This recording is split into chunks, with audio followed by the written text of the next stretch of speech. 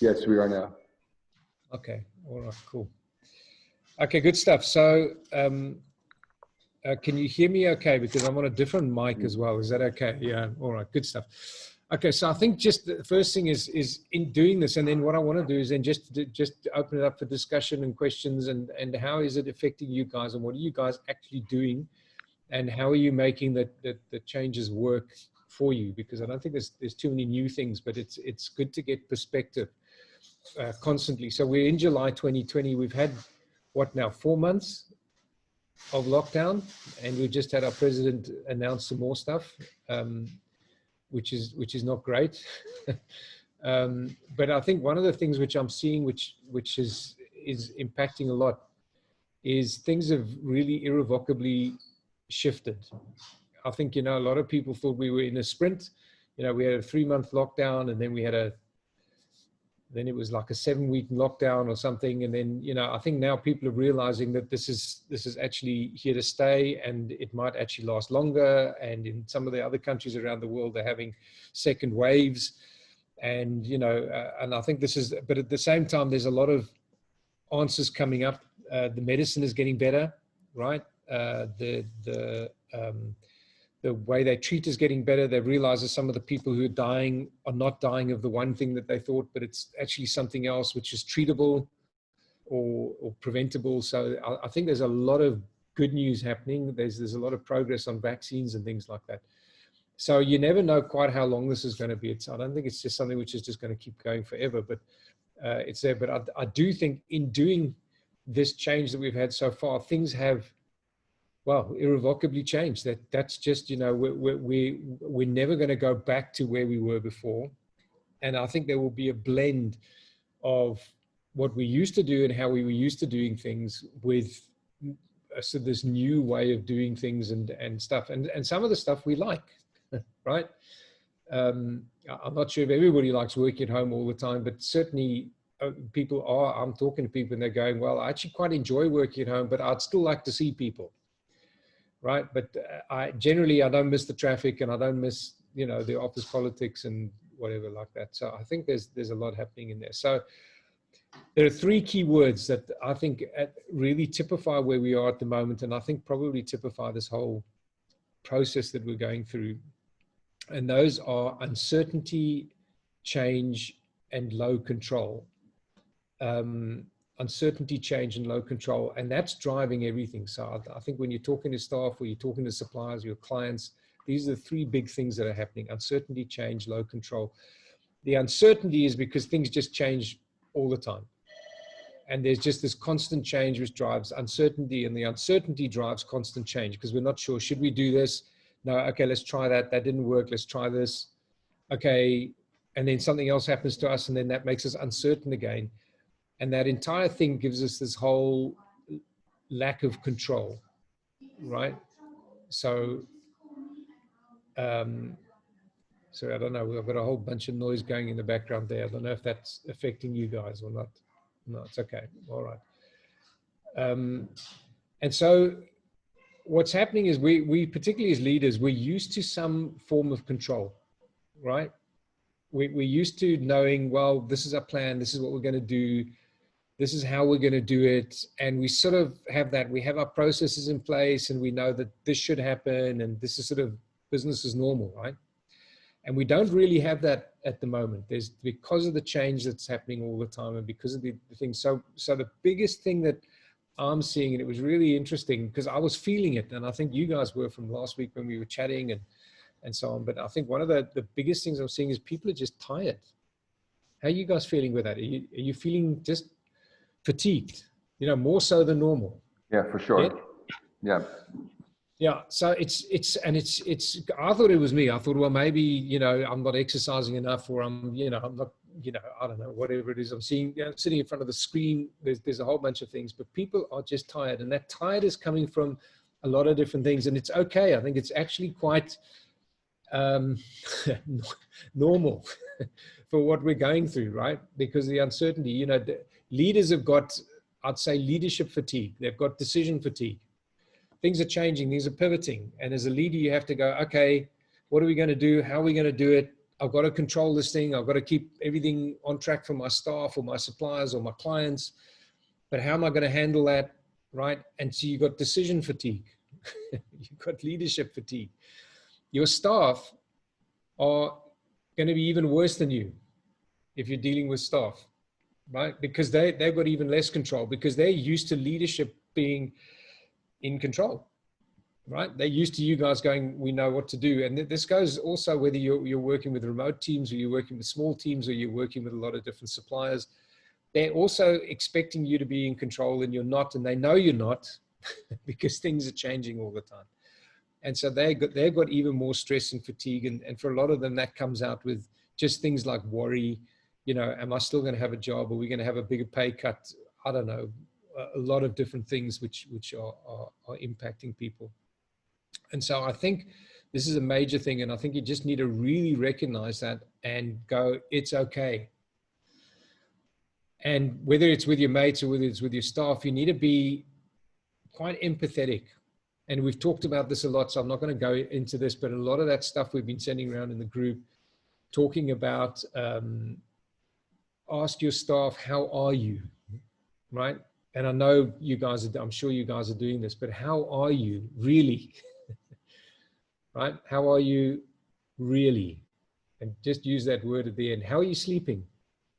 How's the family, right? How's the family relations? How are you managing the kids? How are you managing lockdown, right? And just talk to people. And it's really, really important. I know there's a lot that's been read about it. And I know you guys are the type of guys who will do this. But it is absolutely, absolutely so critical. I'm seeing it with other people who are in big corporates, and they're not getting that. And people are just, they're brittle. I think is the word. They just want to snap. Something goes wrong and they just like whack.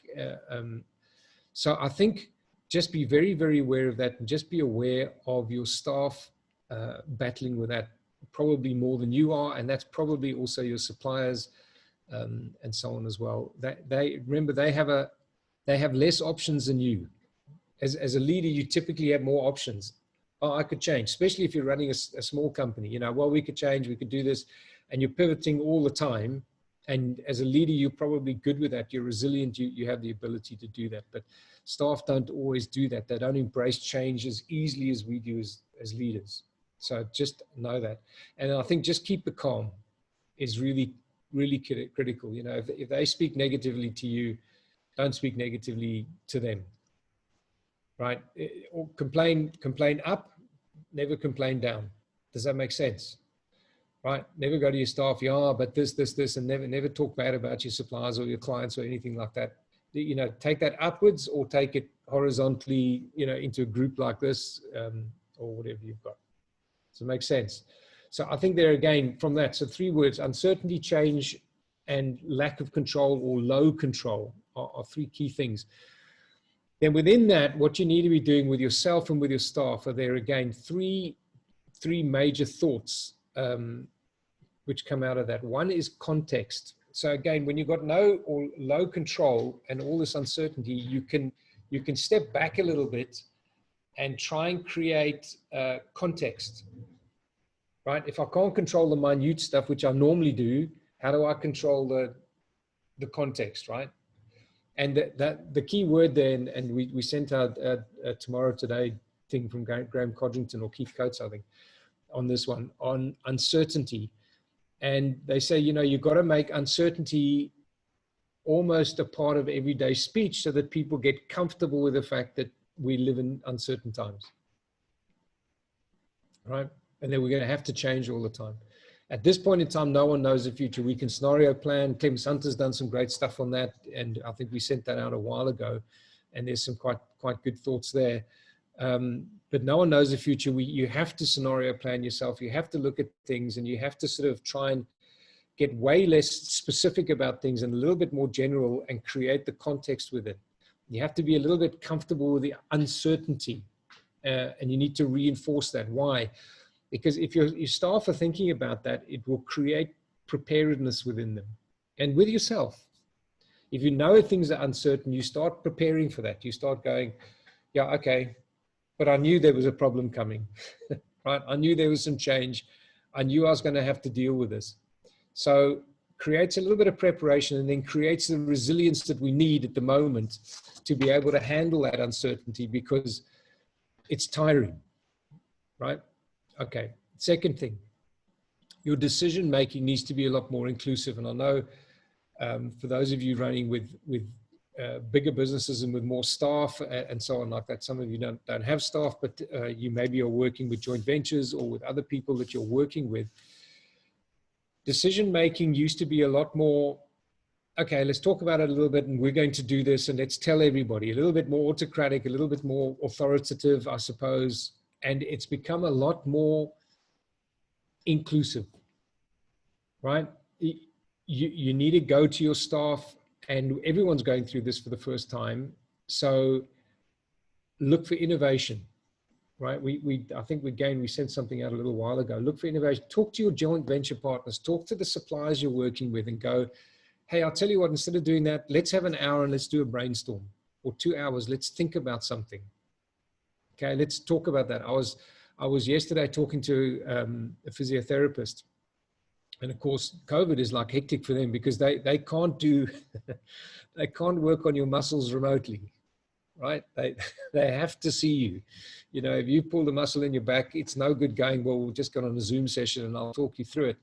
You know, so they have to see, so their business stopped for a while. And then, you know, they're very high touch type of people, right? And she was saying, so what's happened is they now get together once a week with the biokineticists and the physios and the different people in their company, in their group. And she said, we talk about it. And this lady was actually, she heads that little section up. And she said, you can't believe it, where we used to have an hour's meeting, it was a 3-hour meeting. And she said, we hardly got through anything.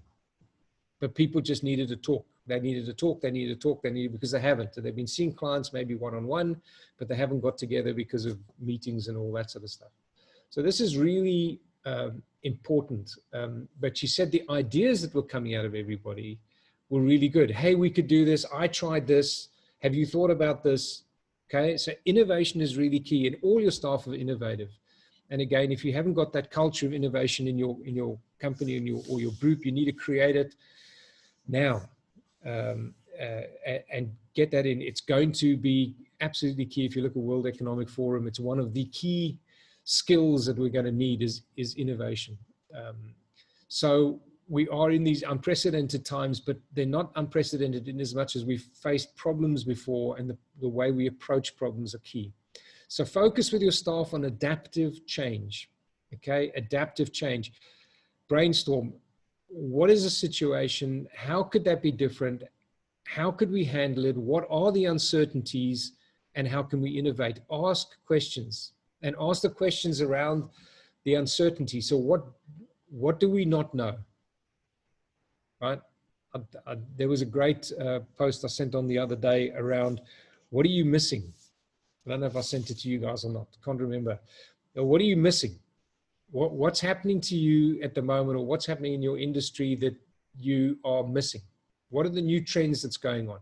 You have to keep your ear very close to the ground. You've got to talk to your clients all the time. You've got to say what's happening, and seeing what's going on so that you can pull out of it. That TED talk I did about going around the bend, you know, you've got to focus in on the bend as you're going around. You can't sort of look around you and wonder what's happening. So you've got to focus in, but at the same time, you've got to realize when you're going to come out of the bend, what is the road going to look like? And you've got to prepare yourself for that, right?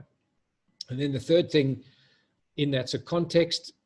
Please talk about context. Please talk about the decision-making becoming much more inclusive and getting people in. And then the third thing is no going back.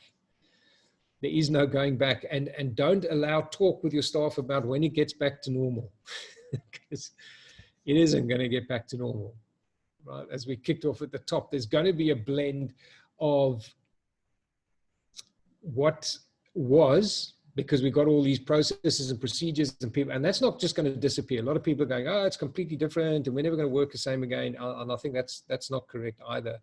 There's obviously going to be stuff that works, and life has not changed completely, right? We tend to use these extremes. but a massive amount of things have changed. There's going to be a blend, but it's not going to be, there's not going to be no reverting. And again, ask them questions when they sort of say, when we're back to normal, and go, well, do you think that will happen? And how do you think that will happen? And what do you think has changed? And help people to adapt to that.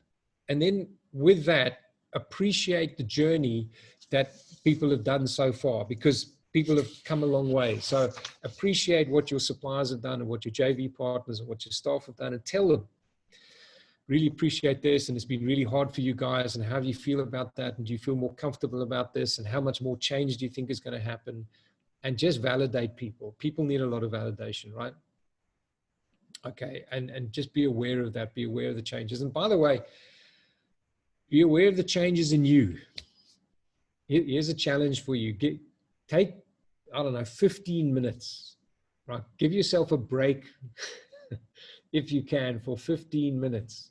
Have a cup of coffee or tea or something, sit somewhere nice, and say to yourself, how have I changed in the last 4 months? What have I done? What obstacles have I overcome? What challenges have I done, or my team? But think about yourself, right? Give yourself a little pat on the back, right? And appreciate what you've done, and appreciate your staff. Okay, it'll help. It's a bit of a challenge thing. You have to really think about it, actually, because most of us don't really want to do that, but do that. It's very good. Okay, then sort of a little bit of sort of power, purpose, passion, but again, six words that I want to give you on how to keep going around the corner, so to speak, and then be able to accelerate out of it. 6 words. And you know these things, so not new, but again, think about them. Okay, so the first word, and they're all P's, and I got this from Sam Chand. He used these in all P's, and I thought that's cool. I'm going to use that. So thank you, Dr. Chand. So the first one is pivot. So that's all about change. So we've been talking about that. We're pivoting all the time. Pivot. And then the second one is prepare. The third one is plan. Then pause. Then proceed. And then plod. And I'm going to unpack the plod. So pivot, prepare, plan, pause, proceed, and plod. So that the first ones, pivot, prepare, plan, pause, and proceed, are all about handling change. You've got to be flexible. You know, pivot, how are we going to change? Okay, let's prepare that. Let's just make sure we're on the right track. How are we going to execute that? We plan, and then pause, and then proceed. Okay, the pause is really important at the moment. We are used in business to sprinting everywhere. Think about it. Go back 6 months. We sprint everywhere. Everything's got to be, especially in Johannesburg, right? Fast, fast, fast, fast, fast. Get this done, get this done, get this done, get this done, get this done. And we know sort of what we're doing because this is the way we do it. And this is how we roll out a marketing campaign, or this is how we do this, or this is, but yet things are changing because we can't do that. And so you can't sprint, and people are trying to sprint, and they're falling over, they're battling, and that's causing a lot of fatigue, right? And then they're battling with that, and it's not right. So, okay, how are we going to change? Plan it, pause. I want to emphasize the pause, and then proceed. But when you proceed, and again, this is a word from Dr. Chand, is plod. And he said, you can't sprint. You can't sprint anymore. You've got to plod. You've got to, it's not crawl, right? But it's like plodding. It's like going slowly. And we don't want to do that. Well, I don't know. Maybe you guys do. I don't. I just want to be, I'm like pedal to the metal. You know, I have been for 40 years. It's just, you know, but we actually have to plod a little bit because sometimes what we're doing is not correct. And we need to do it, plot a little bit, and then maybe go back and change a bit and adjust, and then go forwards, right? So I'm not saying to people, slow down and don't execute and don't, you know, don't meet your customers' expectations, because the pressure is just there and there and there and there. But just be careful when you've changed something. Are we doing this thing in the correct way? So it's very tiring. So it's still very focused. It's still very deliberate. You go along that road, but just go a little bit slower. And then finally, reallocate. It's all about resources at the moment, right? It's all about resource. It's about your personal resource from a perspective of how tired you are, how you're managing your energy, you're getting enough sleep, are you eating properly, are you, I don't know, all that type of thing. But at the work, you've got to look at your resources, and you've got to think about what is okay, but what needs to be reallocated or what needs to be repurposed. Okay, what needs to be reallocated? Well, I normally put effort in over here, but actually that's not working very well at the moment. So we need to reallocate it or maybe repurpose it, do something a little bit different. And again, you know these words, we do them in the beginning of our year planning. But again, I just want to remind you of them. You need to ask yourself these 5 questions. What must I start? What must I stop? What must I suspend? What must I sustain? And what must I speed up? What must I start? What must I stop? What must I suspend? What must I sustain? And what must we speed up? So the start, the stop is pretty obvious. And I think probably a lot of people have done that stuff, you know, but the start, and that really, my whole TED talk was all around the start, where we went, okay, use the momentum of this change to start things that you need to start, right? The most wonderful thing we have is the fact that in times of massive change like this, what did Winston Churchill said, you know, don't waste a good crisis, right? There's massive momentum to change, which is being forced on you because you're in that, right? And your staff. So what do you need to start? What are the habits and what are the procedures and things that you go, you know, we always wanted to do this, but people always a little bit sort of change.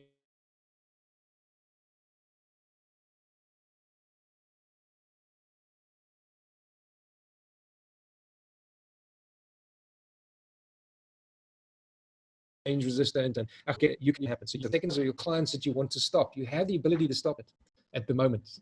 Tony, you're just gonna have to go back a little bit. We lost you for a second.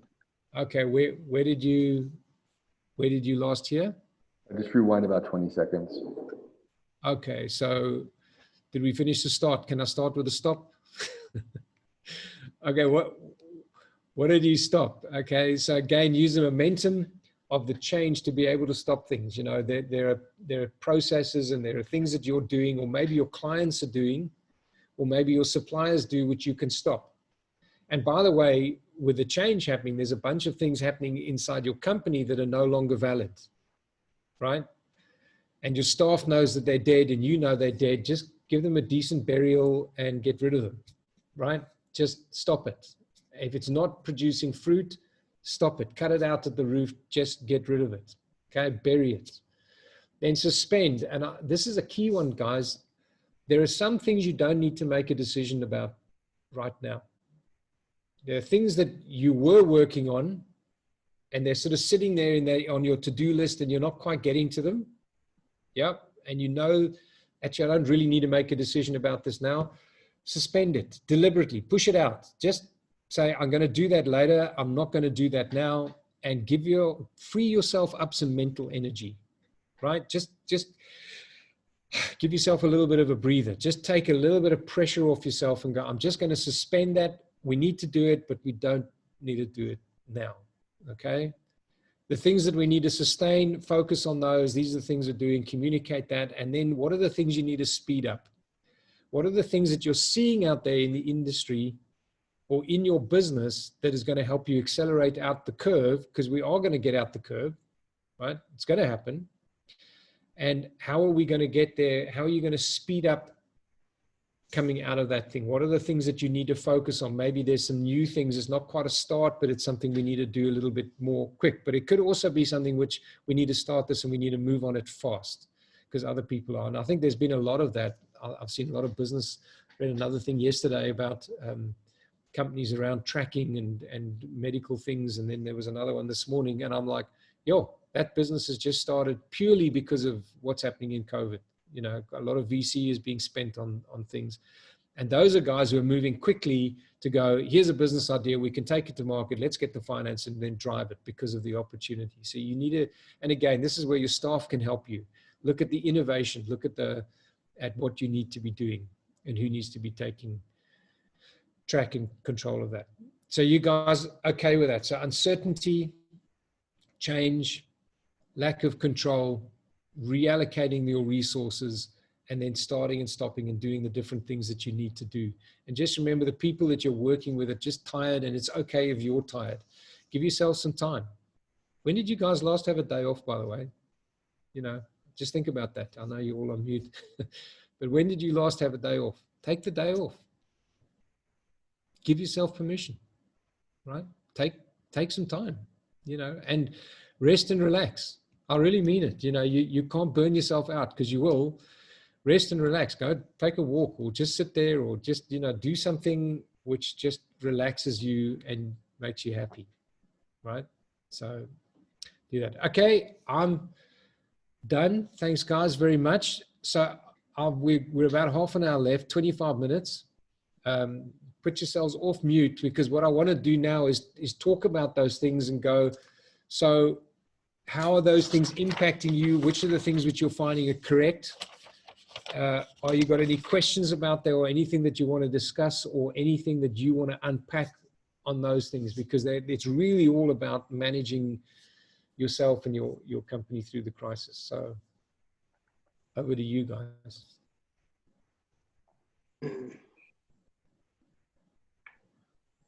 Maybe I said too much. Chase.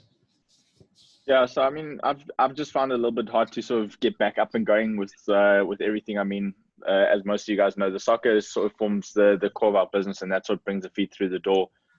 So initially looking at things like bring on Uber Eats and Mr. Delivery, and I had a chat with Greg about this the other day.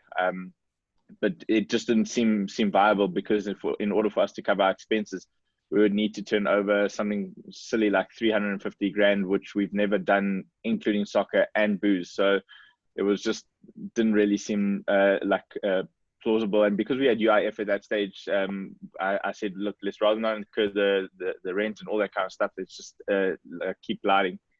But one thing I must say through this whole process is the staff have been incredibly understanding, and whereas I thought that they would sort of be upset and angry and directed towards me, they've been incredibly understanding and have actually shown a really good attitude in this whole situation. So although we're now in the position where UIF isn't carrying on, I think we're going to look at sort of pivoting into, let's do Uber Eats, Mr. Delivery. Let's just get something. Let's get the brand out there through that.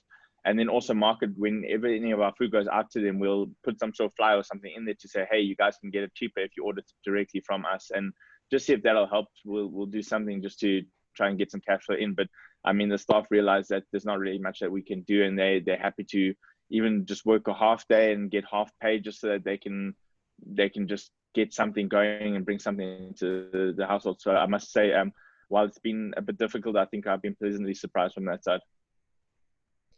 Yeah, I think that's very good. And I mean, you're in a difficult thing, because even the booze, if they lock down on that, you can't do that, right? But I think the key thing with the staff is the more you include your staff, people understand, right? If nothing was happening in the country and it was just your company, and you go, hey guys, listen, we're going on half pay, everyone's like, oh, my company, what? But you know, they're walking around, and people are going, that person's lost their job, they've lost their job, they're getting no pay, they're getting, you know, they're on furlough, right? And so this is it's not about you, your company, it's about what's happening in the country, and people get that. And I think the more you bring your staff in and talk about it and go, how can we solve this problem? You'll get more info. And you know, you talk about Mr. Delivery and things like that. Ask your staff what they think. Ralph. Yeah, Tony, what I've found with the Dovetail staff is our sort of more senior staff and team needs, they understand completely, you know, and they buy in. But your more junior staff, they still got a blame in a way mentality, you know. There's not a lot of understanding. No, but I mean, how can we do a salary cut? I got a bond to pay, you know. There's not that level of understanding. Right. And there's quite a lot of angriness as well, you know, which I can understand. So whilst there is understanding, I think sometimes there's also not understanding, you know. I think there's a bit of both. Right. So how do you guys suggest getting over that? Well, I was Well, I was going to say that to Tony's point, I think there's understanding, but I think there's just sometimes projection.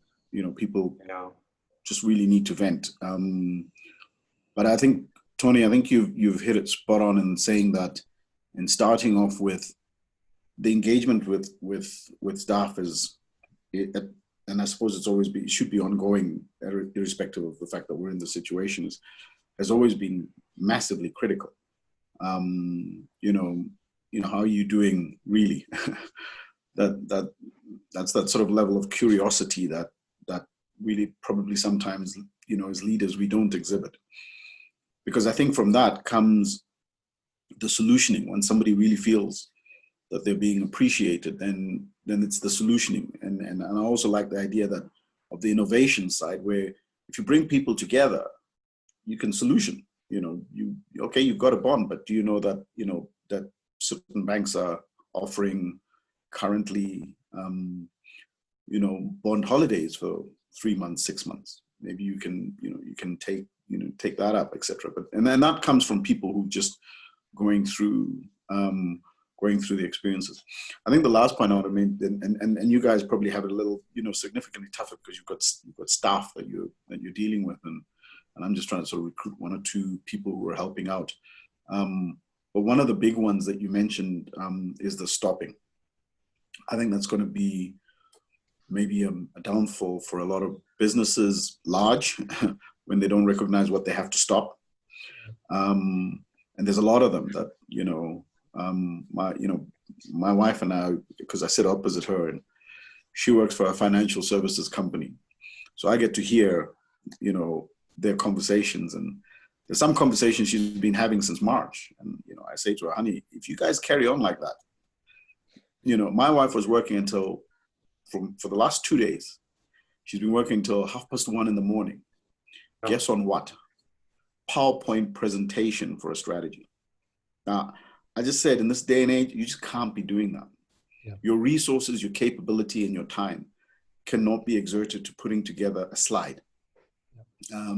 You're going to be out of business. And there's just something, that's an example of something that, guys, you know, if we want a strategy, let's all get together. Let's talk about this. Put a couple of things up on a board and get us some suggestions and move forward, rather than everybody spending hours and hours getting together, huddling to see what the PowerPoint slide looks like. So yeah, I think what you've just said has just been so spot on. It's unbelievable. Yeah. I think on that, the two things that one of the things in your organizations with the start-stop is, remember, you can't start something unless you stop something, right? Yeah. We do this when we do personal goal setting at the beginning of the year, and you say, okay, look at your, I don't know, your family and your fitness and your faith and your whatever your different things are, and you go, what are you going to start this year? And they go, well, I'm going to do this. You go, okay, so what are you going to give up? Because you can't add another thing because you work till 1:30 in the morning. Right. Yeah. And with COVID, you know, I mean, my wife, one of the things she has to do is they all have to check in at 8 o'clock or 8:15 in the morning. Right. So that's a thing which they have to start. Okay. So that takes, let's say, 10 minutes. Okay. That's 10 minutes that they're not doing their work. Right. So you've just got to know that if you start something, you've got to stop something. If you push more harder somewhere, something else has got to go, because there's still, and working your staff 10 hours, 12 hours is not the answer. Right. And you, by the way, working 10 hours, 12 hours, 14 hours. And I know as entrepreneurs, we do that. And there are periods where you just have to, or there's a tender, or there's a thing which needs to go out, or whatever, or there's a project, and, you know, but you can't sustainably do that month after month after month after month. I know I did it, and I lost all my hair. Vic, Jeff, I can see, you know, some of you guys, Ralph's doing it well there, you know, but seriously, it's, you know, it's unsustainable. And I think the other thing I just wanted to touch on with your staff, Ralph, with the resentment and things like that, and Jeff, you're saying that you've got to talk to them. I think that's part of the thing. The more you talk to them, the more they start understanding. And one of the suggestions, Vic, you were just sort of saying, you know, look at us as a group, we get together and we learn from each other. Do that with your staff and ask them, what are the problems? Oh, well, we're having problems with our bond. Okay.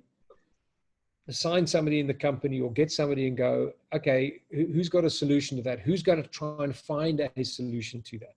And give somebody the task, right? And then they come back and next week they say back to the staff, hey, listen, by the way, I don't know, such and such a bank is giving a holiday, or they will move your account and give you a better rate or something. Or did you know that you can get this through this assistance over here? And so come up with real solutions for your staff and get your staff to look for those solutions. Make them part of the solution, right? Or finding the solution, not just part of the problem. Yeah, Chase? Tony, if I can just step in for Ralph, a few things that we've actually done, and it's linked to what you've just said. So last week, Thursday, in our organization, we organized 2 people that gave us a talk. One was from Standard Bank and the other one was from Discovery Health. And I must say it was so useful just to hear some small things, but little things, but that are so impactful about our health, about our mental well-being, about some budgeting, going back to your budget. Where are you spending most of your money now? And it was just giving lots of people aha moments. Yeah. So that's what our boss did. So he was very authentic. He was vulnerable. He says, guys, this is affecting all of us.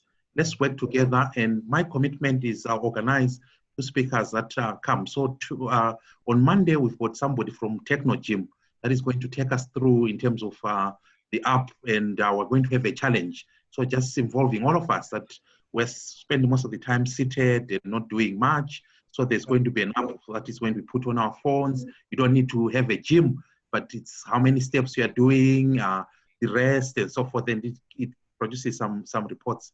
And already in our WhatsApp group, the engagement based on what we did, bringing some external people that can validate, you were talking about validation, that can validate, because most of us are thinking of all those things. We've seen somebody who had a salary cut, we've seen somebody that had been furloughed and so forth. But then you are getting somebody from Standard Bank or FNB or somebody from Discovery Health and telling you what's going to happen. And we've seen that it has actually helped in terms of engagement and communication and the conversations that we're having on our WhatsApp group. So communication is so key. Yep. Good, thanks, Jeff. That's very, very good information. I like it.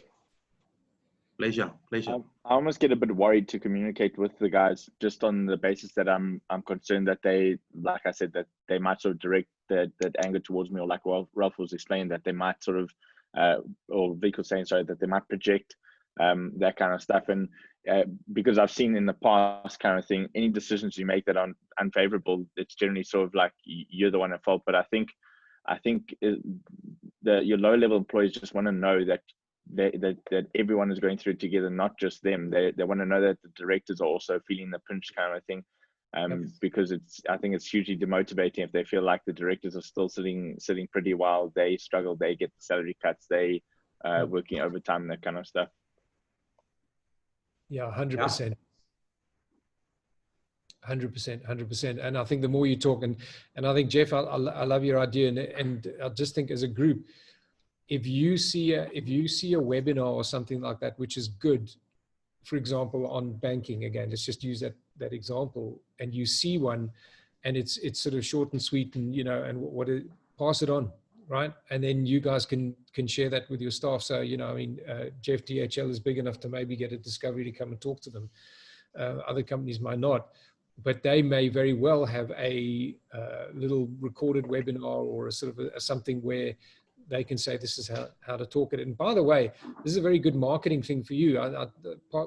Who sent that thing around the other day from a company called Stencil on how to handle yourself on Zoom? Was that you, Jeff? Yeah, it would be. But what I loved is it was quick, it was easy, it was a cartoon, it was easy to follow, and Stencil had their logo in it all the way through. And it was only at the end that I realized that it was actually their logo, because you'd seen Stencil appear 2 or 3 different times. And I just think that's a great way of advertising at the moment, your company with your clients, right? Put together a little how to, that Zoom thing is a great one because everybody's on Zoom or whatever at the moment, how to attend an online meeting, what to do, what not to do, that sort of stuff, make it a little bit fun, and then put your logo in it, or how to get a break from the banks, right? So get something like that, get something like, Nedbank, Standard Bank, FNB, blah, blah, blah. They're all offering this, or the Reserve Bank has offered this. Put together your own little information thing, keep it short, 2 minutes, 3 minutes, something that, people can WhatsApp, and then shoot it through to your clients and say, hey guys, here's some great information on how you can get advantage, how your staff can get advantages from banking at the moment that they might not know. Just send it to you on WhatsApp. You can forward it to your staff. Next thing you know, they forward it to all their staff, and your company is sitting in front of all the staff as well as the managers, and the managers are going, yeah, gee, these guys are thinking about me. Mm. In times of stress and trouble, the old saying that, people don't care how much you know until they know how much you care, right? This is the time to really be pushing on that, right? With your staff and your clients, right? How much do you care? They're going to remember that well after the COVID is finished, right? They're going to remember the fact that you thought about them and you went, what, I've got this problem with my staff, like, Ralph was talking about, but some of them are a little bit agnostic and blah, blah, blah. Okay, why is that? Go and ask yourself, why is that? And are they going to talk to the staff member? Are they actually angry at me, or are they angry at South Africa and the thing? And as Vic says, they're just projecting onto me because I'm the boss. And, what is it? Try and get to the root of that. Try and find a solution for that to help them. And then take that, package it a little bit, and then give it to your clients or your prospects. Good. Right? Great way of getting a little bit of business. Ask Gary. He'll put the video for you at a reasonable rate. Hey, Gary. No, you don't want to ask me about staff because I'm not going to tell you what you guys want to hear. So don't ask me. Okay, that's cool. But I was going to say also that, Chase, I think authentic leadership, replicating your vulnerability, because as you speak now, you speak vulnerably about your sense of sentiment in terms of your expectations. If you were to go and be candid with your staff, I think that kind of authentic leadership is really, it's not something you should just keep to yourself. It's something that you should express, because I think that level of vulnerability is important for everybody to appreciate. There's one element, yes, that directors are all getting financially okay during this time whilst they're struggling. But there's another element which I think is about the softer stuff, which is, how are you feeling? Yeah. And can they relate to how you're feeling? And if both of us are feeling insecure, we're feeling uncertain, we're feeling a bit worried, and we're both reverberating that with each other, I think that's quite powerful. I think that's what creates authentic leadership.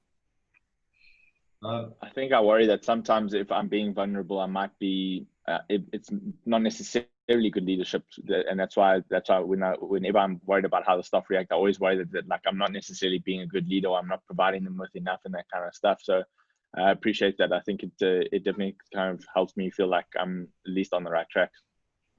Yeah, so vulnerability goes with good leadership. Gary, I know you had your hand up, but there's a difference between being vulnerable and being weak, right? Vulnerability is just being honest. It's not being weak. In fact, weakness often shows itself up as people being autocratic because they're weak and they don't know what to do. There's nothing wrong with a leader going, you know what, I don't know. I don't have an answer here. What do you guys think? Let's formulate something together, right? And you're still leading because you're going, hey, I don't know, right? Remember that context I talked about earlier on, uncertainty. You need to bring that word in all the time. I'm also uncertain. I also don't know. I'm also battling, right? You're not looking for sympathy from your staff, right? And you're not looking to give them sympathy. It's empathy. It's a whole different story. And the ability to turn around to those who work for you and go, listen, I'm battling here as well, or we're also doing this, or I'm really battling with my bond, or I'm really battling with being locked up or not seeing people, or whatever it is. It just makes you more human. The leadership element is to say, I can help you move forwards, and I'm going to lead you to move forwards. Because remember, everybody's feeling like that. Leaders are people who stand up and say, okay, come with me and we will work this out. With me, we will work it out. Does it make sense? Yeah. Gary, you wanted to say something there. Tony, I'll just be quick because I've got to go, Tim. There's a book I'm reading called Millionaire's Mindset by Harv Eker. Harv Eker. I don't know if you read it, but I think at this time we've got to protect our mindset, because as business owners, if we have to be very clear about the way we're going forward. And if we don't look after that mindset and believe there's an abundance and there's opportunity in this time, we're going to get into trouble. The other thing is, I think there are opportunities, because we can't wait until this is over. We're going to wait until the cows come home. So, you know, we acquired a company and it really changed our digital business. So I think there's a lot of companies out there that are battling, that don't have the right leadership, and we can take them over, not as being, but that's the opportunity. Some people aren't going to make it in this time. So buy a company. Don't, you know, to grow a company organically and don't get 20 clients and build your business. It can take you 2 to 3 years. But you can buy a company and get 20 clients in 1 month. So I think we need to, if you want to accelerate and have abundance in this time, you've got to buy another asset that's got clients. But obviously be very careful. It's always can be a nightmare, and you can always buy a box of snakes that's going to hurt you. So just be careful, but that's an opportunity. The other thing is, we're finding that if people aren't adding value in this time and they're falling over and they can't do it, they must rather go, they must rather leave, because in that way you're protecting the people you have and you protect the asset you have. But you cannot drop revenue and keep all your staff, unfortunately. Sure. You've got to look after the ones that are performing. The ones that are not, can you go please and help them out? We've made people contractors and said, you're not going to work here anymore. You're going to be a contractor from now on, and we can help you because you're not the right person anymore. And the people with skills that are prepared to graft offline, I can't baby them. So are we having more and more contractors offsite? And the guys with skills that get the job done are the guys that are going to stay. So the guys who aren't must rather go. So anyway, but sorry, Tony, I've also got to go. Thanks. I'll go in a few minutes, but thanks for your session this morning. It makes us think, and it makes us I made some notes, and it really helps us in our thinking. So thanks, Tony. Good. Thanks, Gary. Yeah, I think, you know, that and we've talked about it a lot last year. In fact, over the last few years with Next Level Group, is, you know, your thing with your staff is you raise a good point, because although we've been talking about empathy and all the rest of it today, and that's correct, there are still some underlying business tenets, and you can't, if you know the law of the net, if another staff member is bad, he pulls all the other staff down, right? And if there's a good staff member, they pull everybody up, right? And you have to, and there are realities, and if you haven't got the turnover, and if you aren't able to manage it, either some people have to go, or everybody has to have a pay cut, and those are the types of things that you have to deal with. You still have to make a profit at the end of the month, otherwise you're out of business, right? You still got to survive, and then you still got to look after those families, and that's critical. Yeah. And we've seen some extremely big corporations all over the world just go under, because, you know, you think, well, they're okay, they're doing hundreds of millions of dollars, billions maybe, and they're going under, but they've also got huge expenses, and you've got to be able to pivot on that quicker. And I think the smaller companies can. I love your idea about, you know, you do have to accelerate in these times as well to get forwards. And there's that balance between keeping yourself afloat, but if you're doing well, there are always opportunities. Every time there's massive change, there are also massive opportunities, and some people are doing phenomenally well, and some people are just surviving. And I think we've talked about that a bit over the last few weeks, but you have to make sure that you're surviving. As I said, you've got to go around the curve, but you've got to look on what's on the other side of the curve. When we accelerate out of this, are you going to be behind or are you going to be ahead? I remember years ago, Bill Gates, Microsoft, probably, I don't know, 15 years ago or so, certainly 10 more, said when there's a downturn in the market, they try to keep level. Because, you know, so the market's going up, now the market goes down. If they can remain level while the market goes down, right, when the market goes back up again, they're ahead. Because the rising tide lifts all ships. So if you can not go down but remain where you were before, you're ahead of the curve. Does that make sense? Yep. Right. Perfect. And so I think a lot of the times cheers, Gary. Thank you. a lot of the times you've got to look at that and you've got to say, how do we just stay there so that as we come out of this, we're all going to get pulled up. And that's often easier than trying to grow. But I do know that. Good book, by the way, Harv Eker, Millionaire Mindset. You can get it online. What I wanted to say to Gary before he left was, having been part of people who, having been someone who's bought a few companies here and there in different organizations, there's a sort of slight psychology. It doesn't mean very much in terms of the actual application of it, but I would have probably said merge rather than buy. And because yes, you can gain 20 companies in a month, but you can get 20 headaches in a month that you never had before. And I've been part of organizations where we bought companies. And the previous one was chief operating officer. We bought a lot of companies. And it's the merging process that we never thought about. It's the integration process that we never thought about. And it's actually that actually ultimately trips you up and makes you fall over. And when I was at Motorola, we bought a couple of companies. And yeah, it's so merging is important, particularly if you're a small business. Ask you, well, how do we merge? And then a whole sort of culture and relationships, because the company's failing, right? But it doesn't necessarily mean the people are failing. Right. And that there's a distinction there. So what you're actually trying to do is merge new skills into your business, which come with great things like extra clients and all that sort of stuff. But if you're thinking of the entity or the asset itself, and not thinking about the people, then that's going to be a, that could spell trouble. 100%. I'm trying to think of that. The Greg, you might remember him. Great CEO, IT, and he did loads and loads of mergers. John Chambers. Mm-hmm. Yeah, right? Cisco. Yeah. Yeah. Cisco. And I mean, they had this almost impeccable track record of buying / merging companies, going back into the 90s, I suppose it would have been. And I remember reading a great Fortune article on him, and they sort of said, you've been called one of the CEOs of the century. You've done so well as a CEO, and you've done a massive amount of mergers and acquisitions. What's the secret? And he says, well, the first thing is, he says, we look at culture. If the culture's right and the fit is correct, he says, well, then we go ahead and we look at the rest of the stuff. Yeah. He says, if the culture doesn't work, he says, it's a no-go from day one. He says, we don't go there. Even though the business fits and the clients fit and the technology fits and all of this lot sounds great, he says, if the culture doesn't fit, he says, we just stop, because he says it's not going to work. And put simply, in terms of, dissecting that culture to its sort of, basic root, you look at people.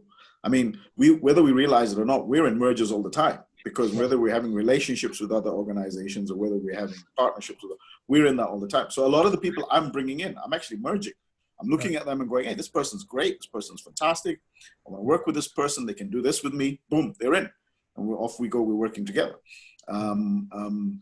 So yeah, which is, whether or not, if that person might have something to offer, but if the vibe ain't there, trying to make it fit just because they got something great to offer, that's just more of a headache than it's worth.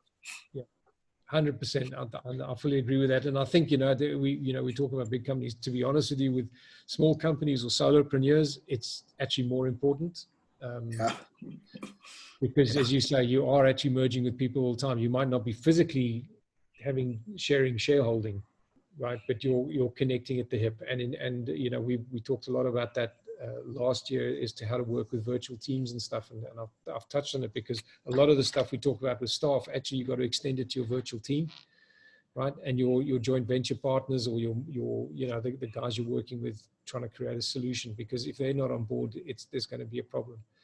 Quentin asked me the other day when we did that interview, he sort of said, what's the most important thing in business? And where's your major successes and major failures? And somebody else asked me that the other day in passing it at a business meeting I was at.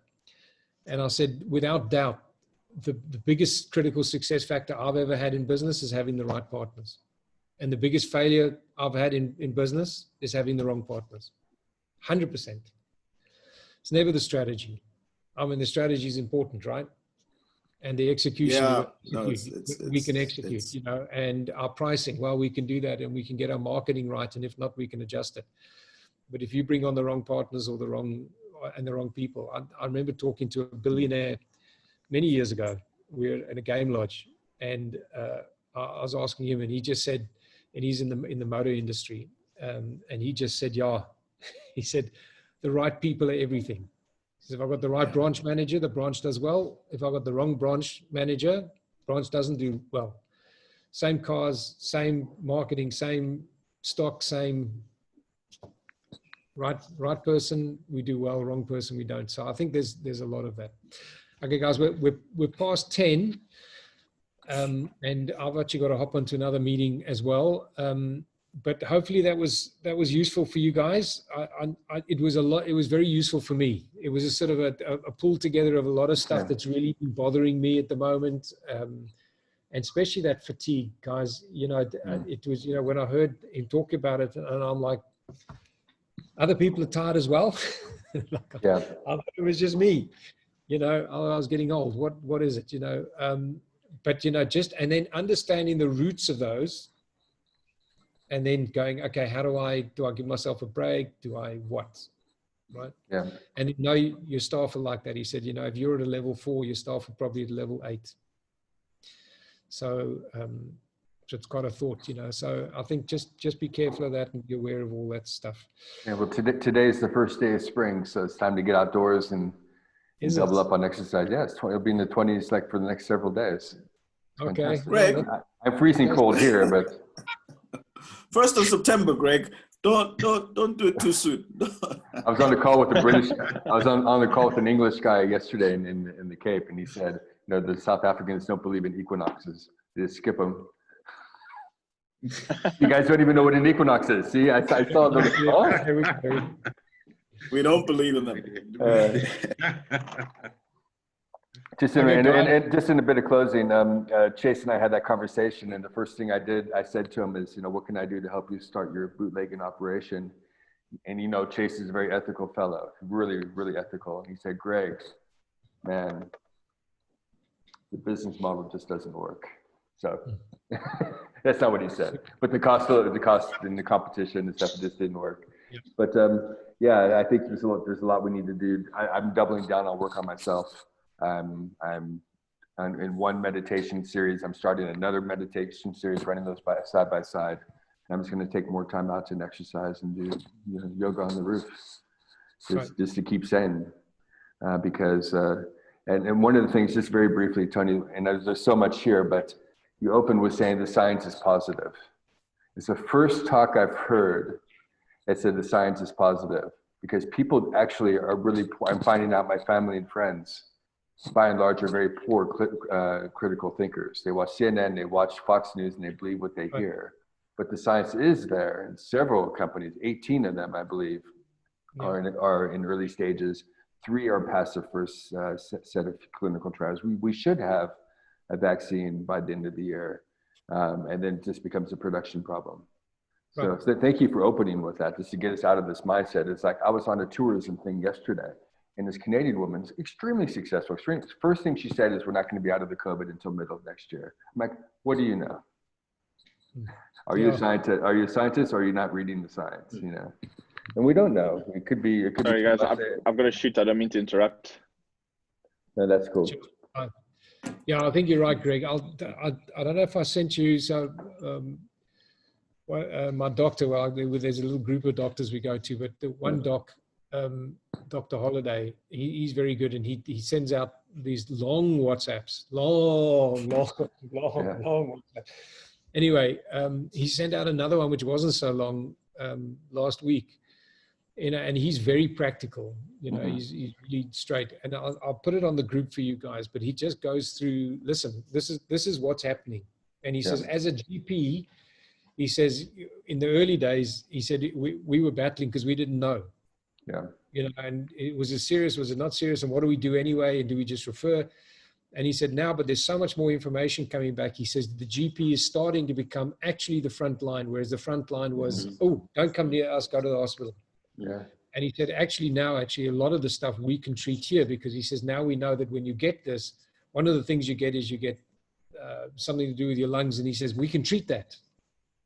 We can't treat the COVID, but we can treat those things. Yeah. So what's happening is a little bit like age, you get this deficiency and then something else happens and then you die of that, so to speak. And that's what's happening with COVID. There's quite a few things happening where people they're not dying necessarily of COVID, but it's weakening the things so that they die. So he goes into it very practically. I'll send it to you guys. I've seen it knocking around. It is from him. You can forward it. He is a real person and it is a real text. It's not some of the other crap that's, can I say that? Some of the other stuff that's flying around. It's really good. And it's quite encouraging. He still says, listen, be careful, X, Y, Z, take these precautions. I mean, this is not like everything's rosy here, but it is like we're definitely not where we were 2 or 3 months ago, but things are increasing quickly, right? Particularly in Gauteng, we're now the hotspot in more than the Western Cape and the Eastern Cape and stuff. And so we've got to be careful of those. But there's a lot of good news. Guys, I need to get going. I haven't thought about next week, but if you've got any ideas, stick it on the WhatsApp group. I'll probably put something on and say, what do you guys want to do next week? And let's do that. Have a wonderful weekend. Stay warm. Stay safe. God bless. Cheers. Take a day off. Thanks, Yeah, guys. take a day off. Okay. Best idea. Take a day off. Absolutely. Cheers. Cheers.